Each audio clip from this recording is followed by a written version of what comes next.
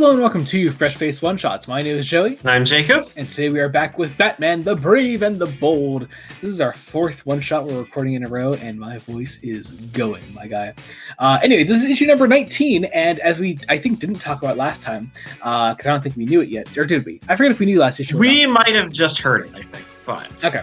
Anyway, Brave and the Bold is ending. This is the second to last issue of Batman the Brave and the Bold. I'm very sad. I guess not 100% sad because it's a lot to cover in addition to our other regular one-shots, but also very sad because this has been a great book and I think a great showcase of what some lesser-known up-and-coming DC writers and artists are able to do. Some DC characters that don't always get the spotlight. Yeah. But speaking of fantastic writers and artists, I gotta talk about our first story today, The Hum. Oh my god, dude. What the hell? Yeah. I loved this first story. Actually, I really loved everything you had today. But this first story... What is it with this book doing some of its best work, like...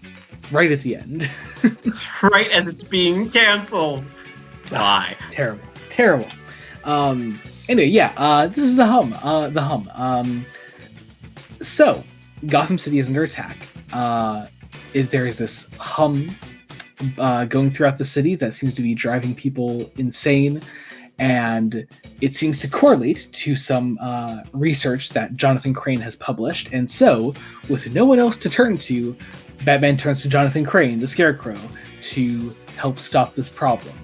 And great concept, first off. I love the way that Stefano Raphael draws Jonathan Crane in these opening pages. Like, there's something just especially feral about him here. It's really, really interesting. I love especially when we start to like zoom out from him and the sort of like Hannibal Lecter mask he's wearing turns into this weird kind of smile at one point. Really, really cool stuff. This is what I want Matt Reeves' Scarecrow to look like if Reeves did. Oh yes, that'd be cool. That'd be very cool. But yeah, so we free the Scarecrow, we give him his mask and everything, and we handcuff him to Batman. And Scarecrow is asked to be Batman's guide because it is believed that Crane has will build up a tolerance to this hum, and so he'll be able to freely traverse throughout the city. And Batman will have to wear headphones to cover up his ears. Headphones in this case being very large bat ears that go over his mask. It's very fun design. And so Batman and Scarecrow go out together to begin to solve the problem. There's some great imagery that Raphael draws, just seeing the city in chaos. I love also, who's the lettering on this? Troy Pateri. I just love the constant hum literally traveling throughout the page whenever you get those sort of like exterior shots in Gotham. Very cool stuff. There's a great style to this whole story, and also kind of a great snappiness to it, I found. Yeah. It's a very quick. Let's examine what happens when Batman has to work with a supervillain. Like while they're out on the streets, they get attacked, and Jonathan Crane has this influence over this guy, basically being like, "Hey, you should just take that knife that you've got and plunge it right into your temple, end all your problems that way." Which haunting, dark. That's creepy stuff. Oh god, it's so fucking good. Batman does, of course, stop it, thankfully. But yeah, horrifying idea. I love it. All of this sort of leads up to this great sort of climax in the story where they find on this tower here a Tin Man that has been set up that is emitting this sonic wave. I love looking back on it. This is the first time I'm looking back on the story since I read it. I love the little foreshadowing of it being a Tin Man on top of a tower, and the Scarecrow being the one that led him here. Because this was, of course, Scarecrow's plan all along. Scarecrow sets up this sonic emitter every time he escapes from Arkham, and this is the only time he's been in Arkham long enough for it to actually go off, knowing that eventually Batman would have to turn to him to let him out, and he would be freed once more. It's a great idea. Scarecrow gets away, and the sonic emitter is shut down. It's a great idea. Somehow we still end on this note of hope. Like, Batman lost. The villain got away. that the city is saved and people are allowed to calm down, and that that like, hey, we live to fight another day, which is this just really nice. Yeah. So that brings us to Man's Underworld, part 1, I guess, of 2. I guess they've all got to be part 1 of 2 at this point. This is Man's Underworld by Dave Wielgosz. I'm sorry, I got nothing on that one, and I'm not even going to try with the artist name. Just know it's very good art. I really love this person's art. All that said, we have a Wonder Woman Plastic Man team up. Wonder Woman's lasso of truth has been stolen, and she hires Plastic Man to find out what has happened to it. It's fun. It's a fun story. Also has some great sort of musings on Plastic Man's role in the, I guess, larger DC universe, and like sort of his relationship with other Justice Leaguers. In that, like, Diana doesn't completely trust Plastic Man. Plastic Man is like constantly trying to like prove himself as a good person, someone that's trying to do the right thing. The point of the story kind of being that Diana knows that Plastic Man tries to do the right thing. It is the intent behind it that concerns her, which that was a sentiment I really, really enjoyed seeing in this dynamic here. We sort of like follow this guy to that Plastic Man knows. He leads them to a sort of like underground, I forget the names here. Oh god. I need some names. So, we find out that the culprit who stole the lasso of truth is like is Shadow Thief, who is the guy that Plastic Man knows, and he like stole while Diana was giving a tour of the Hall of Justice to a bunch of kids using a shadow in some really fun imagery. Yes, that's right. Okay. But like, they end up like going to a bar in Louisiana, and they track him down, and it turns out, surprise, that like the lasso is being like taken to a different club in Central City. Like, this is very much a let's track down the lasso detective story. Yeah. It takes them to this club where everyone like hides, everyone like deals there like using gas masks to hide their identity.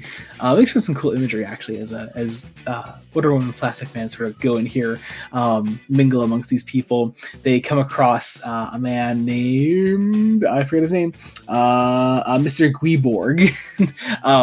Diana disguising, using a fake name of Cassandra Troy. Yeah. Very, very fun. Plastic Man comes across Roulette as he is hiding through, sneaking through the vents here. I don't think you know Roulette at all. I don't. Do you? No, I don't. Watch fucking Justice League Unlimited, man. Anyway, but yeah, we end on this great cliffhanger where Mr. Guiborg takes Diana with him, and Roulette attacks Plastic Man. That'll, I guess, lead us into part 2 next time. But yeah, great fun. Really great start to the story. I'm enjoying it. Takes us then into Hive Mind Part 1 by Michael W. Conrad. Which is an Animal Man Martian Manhunter story. Yeah, very, very different.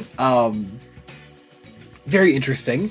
Animal Man's daughter has been kind of going through it right now.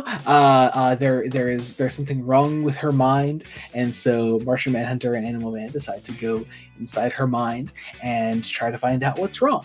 And so they go inside there. We get some great art by Christopher Mitten here.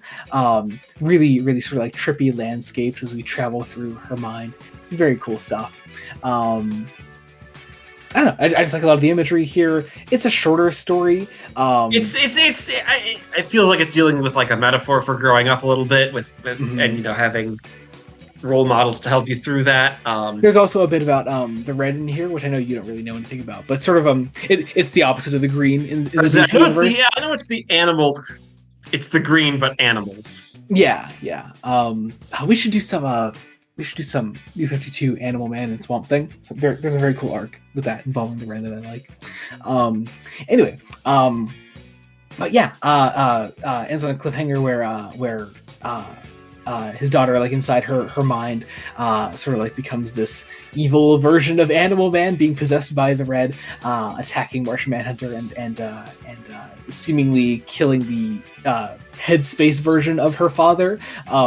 Cool cliffhanger, simple enough start to the story, and I can't imagine we're gonna get like too much more in the next one, but it's nice. It's a good story. I enjoyed it. But yeah, that brings us to part 2, aka the finale of Robin season by Brendan Hay. I loved the start of this with Tim and Damian being captured by Killer Moth, and Killer Moth then realizing that he doesn't have either of the Robins that he's actually looking for. I love that. That was so funny. He's looking for Jason Todd, it turns out. I was expecting to be like, oh, he's looking for Dick. No, he's looking for Jason. Which, yeah. I love it. I love the way that Hay writes Damian and Tim's dynamic. The whole like I'm not his sidekick moment. I thought was really fun. I like how we open with them both kind of blaming the other for being off their game. Even though it's like, yeah, you two don't work together. It's kind of both your faults. But of course, part of this point is they have to work together to defeat Killer Moth. And so they do. They also now have some blackmail for Jason Todd, which is so much fun. I love it. Just an incredibly fun story. A great time all around. What's not to love about this? Give me more random ass Robin team-ups like this. And man, did we need the fun in this, because we end on the last story. I wish we flipped these stories around, because I'd rather end on the fun note than the... Yeah, this is Leftovers by Rich Dueck. Art by Stefan Subek, who is always haunting no matter what he does. So, this is a Survivors of Victor Zsasz support group. Yeah. There's this haunting idea that they're all playing around with early on, that they just wish Batman would fucking do the job and kill the guy. And because of that, because he hasn't, that is the reason that these people live with this trauma continually, because they know that any day now, Zsasz could just come back and try to kill them again. Which is exactly what happens. It is a story that solidifies those fears and almost makes a case for why Batman should kill villains. Almost. It's really scary. It's a really scary idea. The story itself is simple enough, I suppose. It's Batman hunts down Zsasz. He finds the support group. Zsasz has killed most of the people in the support group. So, like, again, that exact fear of theirs, that trauma that they were complaining about, has just come about. It is a completely unforgiving concept of a story, and it's all the more terrifying because of it. It's horrifying. Batman comes in, stops Zsasz, mostly. We still end on the note of the last survivor of the group holds a knife to Zsasz's throat and says, if you don't do this, I will. If you don't do this, Zsasz is just going to come back and do this again and again and again. And Zsasz is like, oh, he's right. You should fucking do it, Batman. And Batman doesn't. He can't, of course.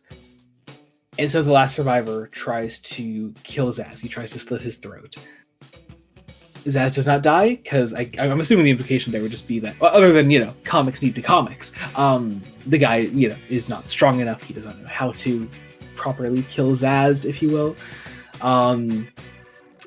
There's this scary moment where Batman actually questions his code with Gordon, and the story ends on Zsasz once again marking off his kills on his skin. It's, I think, one of the most haunting Batman stories I've ever read. Just hands down, it's fucking scary. It's really fucking scary. Well, because it's uncomfortable. It's uncomfortable. Yeah. A sad note to end things on. Yeah. Yeah. Oh, but imagine if this was the last issue. What I am excited about though is that our last issue is has a story written and drawn by Simone DeMeo, who's been doing all of the covers. Oh, that is lovely. That's gonna be lovely. Very cool stuff. Yeah. So final issue next time. That'll be later on this month. I forget exactly what week it comes out, so it might be like very beginning of next year. Which, my God, holy shit, man! We are recording this on the first day of December. This year has flown, my guy. Absolutely insane. I know. It's messing with my head. Yeah, too. Absolutely insane. All that said, be sure to check out other Fresh Face one-shots we do. We cover Superman by Joshua Williamson, Wonder Woman by Tom King, obviously Batman Brave and the Bold by Various, which is ending very soon, Batman The Long Halloween, The Last Halloween, the supposed end of the Long Halloween saga. We're also covering the Uncanny X-Men by Gail Simone. I personally cover X-Men by Jed MacKay. We're turning that into one-shots for the Grey Malkin crossover coming up between Uncanny X-Men and regular X-Men. That'll be all throughout December and I think a little bit of January. I forget exactly what the timeline is on that. But anyway, also our link trees will be in the description below. You can follow us wherever you want to follow us. Mostly Blue Sky because we're kind of leaving Twitter at this time. Also check out Fresh Face Comics, the main podcast where we're putting out New Teen Titans episodes currently. We've just covered Volume 4 of the New Teen Titans, and we have Volume 5 coming up very soon. Also, subscribe to the channel, Blood Edit Studios. Any and all support means the absolute world to us, and I think that about does it. So, thank you all so much for watching. Until next time, this has been Joey Morgan. Jacob Licklider. Goodbye. Goodbye.